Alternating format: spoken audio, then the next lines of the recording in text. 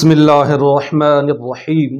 نوائے حق YouTube channel اور face بک page کے معزز ناظرین و سامعین کرام، آج کل آنکھوں کی خرابی کا مرض بہت عام ہوتا جا رہا ہے۔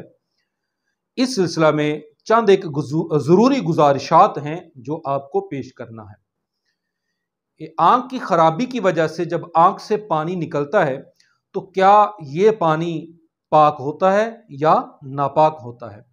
اس طرح دکھتی آنکھ سے نکلنے والے پانی سے وضو ٹوٹ جائے گا یا نہیں ٹوٹے گا؟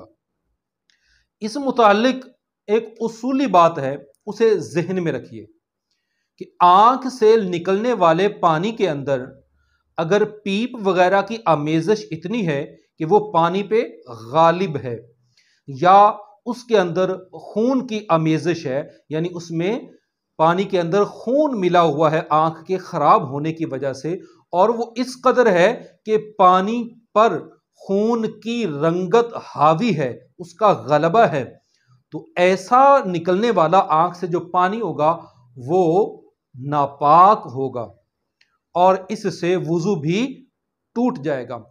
اصل وجہ اس کی کیا ہے؟